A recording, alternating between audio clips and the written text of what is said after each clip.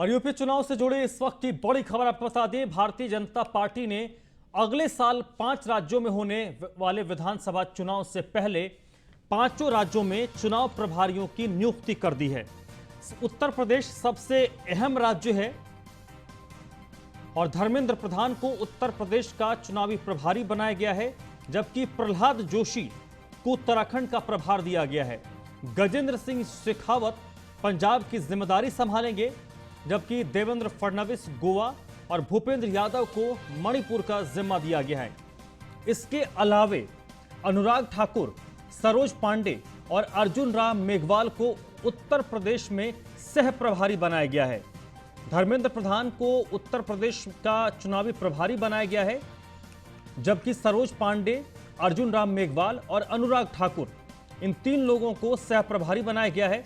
इसके अलावा प्रहलाद जोशी को उत्तराखंड का प्रभार दिया गया है और इनके साथ सह प्रभारी के तौर पर सांसद लोकेट चौधरी और आरपी सिंह सह प्रभारी का जिम्मा संभालेंगे। पंजाब, उत्तर प्रदेश, उत्तराखंड, मणिपुर और गोवा में अगले साल होने वाले विधानसभा चुनाव को देखते हुए भारतीय जनता पार्टी ने पांचों राज्यों में चुनाव प्रभारियों की नियुक्ति की है। और ये उत्तर प्रदेश में भारतीय जनता पार्टी की टीम है। धर्मेंद्र प्रधान को प्रभारी बनाया गया है, अनुराग ठाकुर सह प्रभारी बनाए गए हैं, जबकि अर्जुन राम मेघवाल और शोभा करंदलाजे सह प्रभारी होंगे। 5 सह प्रभारी उत्तर प्रदेश में बनाए गए। विवेक ठाकुर को भी सह प्रभारी बनाया गया है और सरोज पांडे भी सह प्रभारी की जिम्मेदारी उत्तर प्रदेश में निभाएंगे। तो उत्तर प्रदेश में ये चुनावी टीम है भारतीय जनता पार्टी के। धर्मेंद्र प्रधान को प्रभारी और 5 सह प्रभारी हैं, जिसमें केंद्रीय मंत्री अनुराग ठाकुर, अर्जुन राम मेघवाल, शोभा करंदलाजे, सरोज पांडे और विवेक ठाकुर।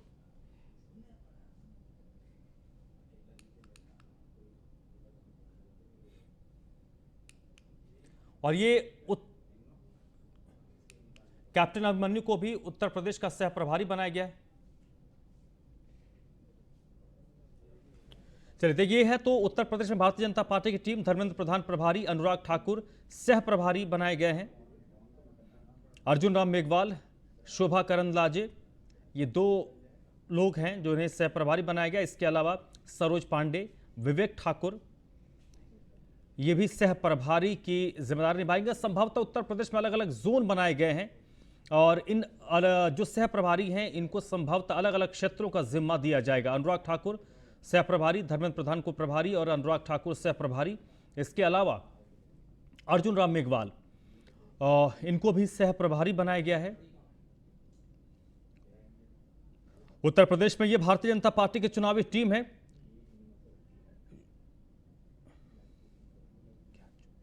शोभा करंदलाजे और इस वक्त मनीष मिश्रा मेरे साथ जुड़ चुके हैं इसी पर ज्यादा जानकारी के साथ, ज्यादा बातचीत के लिए। मनीष, भारतीय जनता पार्टी ने अपनी चुनावी टीम का ऐलान कर दिया है और जिस तरीके से धर्मेंद्र प्रधान को प्रभारी बनाया गया और उनके बाद 5-6 लोग हैं जो सह प्रभारी बनाए गए हैं, इसका मतलब है कि भारतीय जनता पार्टी इन सह प्रभारियों को अलग अलग क्षेत्रों का जिम्मा दे सकती है।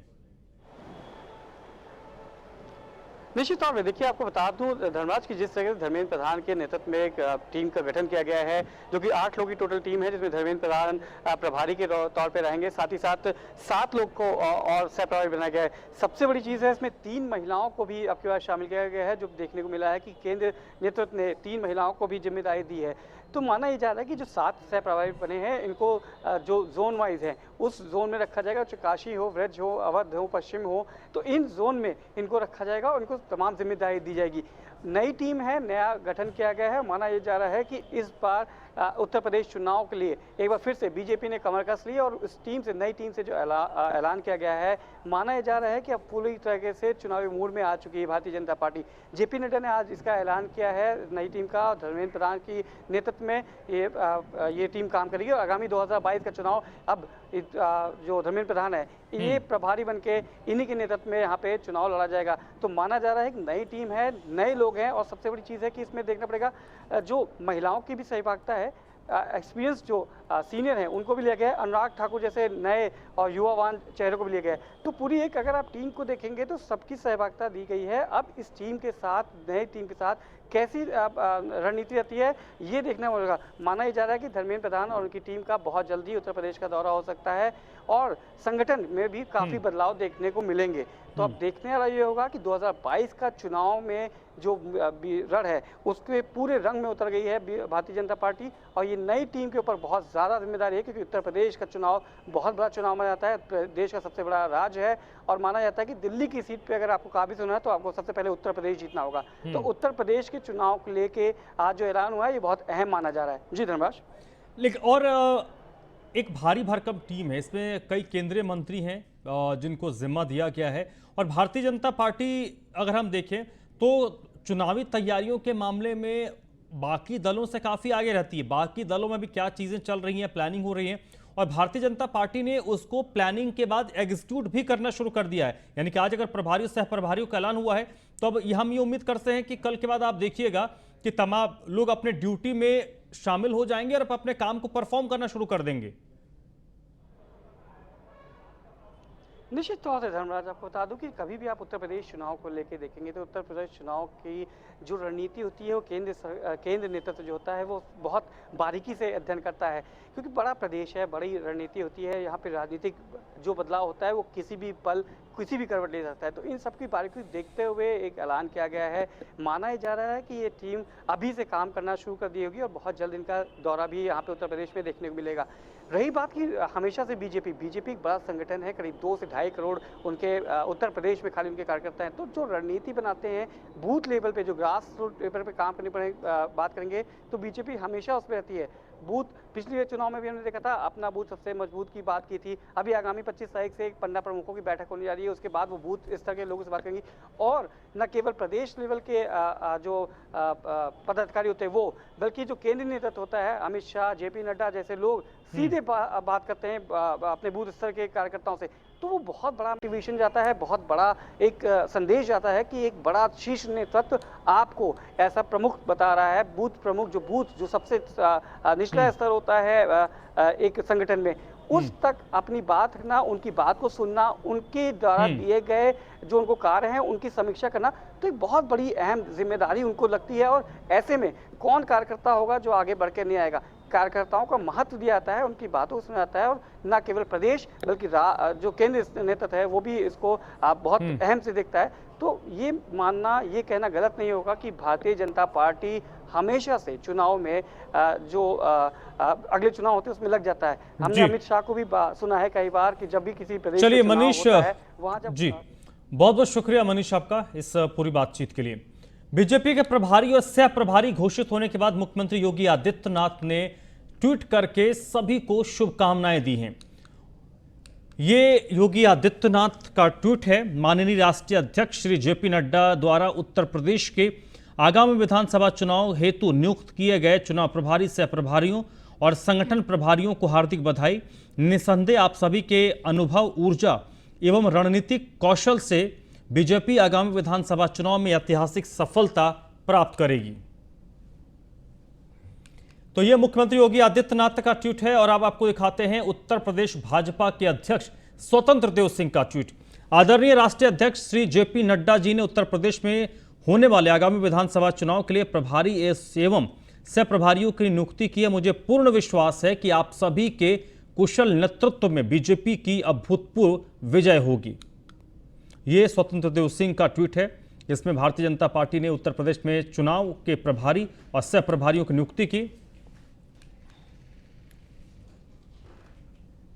धर्मेंद्र प्रधान को यूपी चुनाव का प्रभारी बनाने पर समाजवादी पार्टी के प्रवक्ता अनुराग भदौरिया ने तंज कसा है। क्या कुछ अनुराग भदौरिया ने कहा है वो आपको सुनवाते हैं।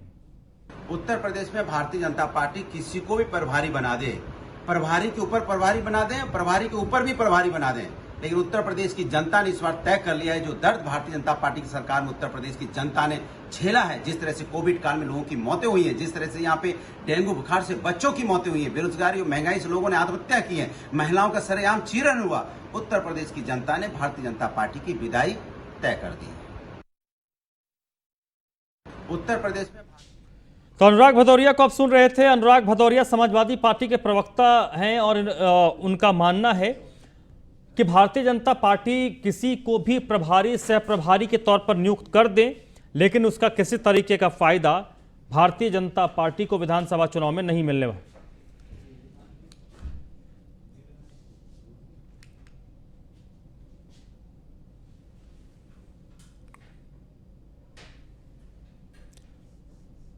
2022 को लेकर कांग्रेस ने भी अपनी तैयारियों को तेज किया है। कांग्रेस के प्रदेश अध्यक्ष अजय कुमार लल्लू से न्यूज वन इंडिया ने खास बातचीत की है। इस दौरान उन्होंने बीजेपी के प्रभारी और प्रियंका गांधी के दौरे को लेकर क्या कुछ कहा है वो आपको सुनवाते हैं। आगामी उत्तर प्रदेश चुनाव को लेकर भारतीय जनता पार्टी ने अपने प्रदेश प्रभारियों की नियुक्ति की है। हमारे साथ बात करने के लिए इसमें मौजूद हैं कांग्रेस के प्रदेश अध्यक्ष अजय कुमार लल्लू जी। लल्लू जी, आज पूरी की पूरी टीम भारतीय जनता पार्टी ने एक तरह से चेंज कर दी है, नया प्रभारी बनाया गया, नया सहभारी बनाया गया आगामी 2022 के चुनाव के लिए। देखिए, कोई आ जाए, भारतीय जनता पार्टी के विदाई का समय आ गया है। उत्तर प्रदेश का नौजवान तैयार है, किसान तैयार है, गरीब तैयार है, गांव के लोग तैयार हैं। इस सरकार को उखाड़ फेंकने का संकल्प ले चुके हैं। कांग्रेस आ रही है, भाजपा के जाने का समय आ गया है। वहाँ जब बीजेपी के नेताओं से बात की तो उन्होंने बताया क्या कि नई ऊर्जावान टीम है और ये नरेंद्र मोदी के नेतृत्व में ये टीम काम करेगी और आगे आने में 403 में से 350 का आंकड़ा पार करेगी। देखिए, क्या वो पहले वाले थक गए कि नए वाले आए हैं? विदाई का समय आ गया है। अच्छा, एक आखिरी सवाल, आगामी 10 और 11 तारीख को प्रियंका गांधी का दौरा माना जा रहा है, क्या रणनीति रहेगी, क्या क्या उनका कार्यक्रम है? आएंगी, संगठन कार्यकर्ताओं से पदाधिकारियों के साथ बैठक करेंगी और नए ऊर्जा के साथ आगे बढ़ेंगी और चुनाव का पूरी तैयारी करेंगी।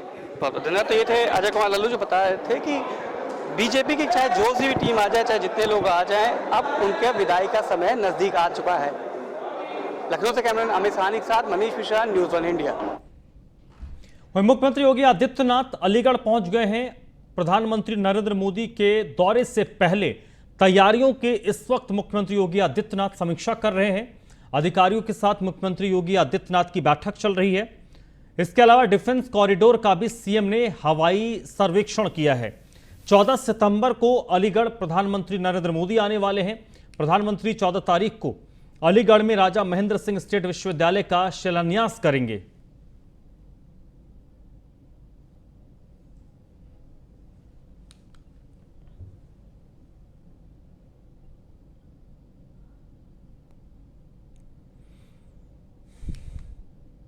और ये 3 तस्वीरें हैं मुख्यमंत्री योगी आदित्यनाथ के अलीगढ़ दौरे की, जहां पर उन्होंने स्थलीय निरीक्षण किया है। मौके पर जाकर जहां पर ये कार्यक्रम होना है उस कार्यक्रम स्थल पर जाकर जायजा लिया है। जबकि डिफेंस कॉरिडोर जो बन रहा है उसका मुख्यमंत्री योगी आदित्यनाथ ने हवाई सर्वेक्षण किया है। इसके अलावा अफसरों के साथ उनकी बैठक चल रही है और तक शाम को 4 बजे मुख्यमंत्री योगी आदित्यनाथ रवाना होंगे अलीगढ़ से।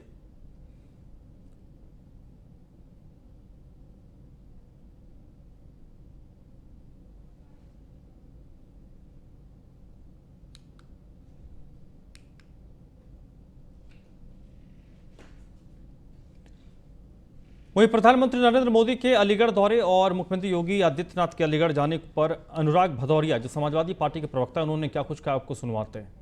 कमाल है भारतीय जनता पार्टी का। 4.5 साल की सरकार उत्तर प्रदेश में भारतीय जनता पार्टी की हो गई, 7 साल की सरकार केंद्र में भारतीय जनता पार्टी की हो गई, लेकिन ये अभी भी शिलान्यास करने की बात करते हैं और काम का फीता तो समाजवादी ने जो काम किया उसी का फीता काट रहे हैं, अपने काम का फीता नहीं काट पाए। कमाल है भारतीय जनता पार्टी की सरकार। ये झूठ और जुमले में विश्वास रखती है, ये जनता की सेवा नहीं कर सकती है, सिर्फ और सिर्फ बहकाने की राजनीति करती है, मुद्दा डाइवर्ट करने की राजनीति करती है। लेकिन 2022 के चुनाव में उत्तर प्रदेश की जनता इस बार वोट के माध्यम से इनका दिमाग ठीक कर देगी। तो समाजवादी पार्टी की तरफ से काउंटर किया गया है, हमला बोला गया है मुख्यमंत्री योगी आदित्यनाथ और प्रधानमंत्री नरेंद्र मोदी के अलीगढ़ दौरे को लेकर और राजा महेंद्र सिंह विश्वविद्यालय के फाउंडर स्टोन रखने के कार्यक्रम को लेकर। समाजवादी पार्टी का ये मानना है कि इसका किसी तरीके का कोई फायदा भारतीय जनता पार्टी को नहीं मिलने जा रही, क्योंकि जनता पूरी तरीके से भारतीय जनता पार्टी को सत्ता से हटाने पर अड़े हुए हैं।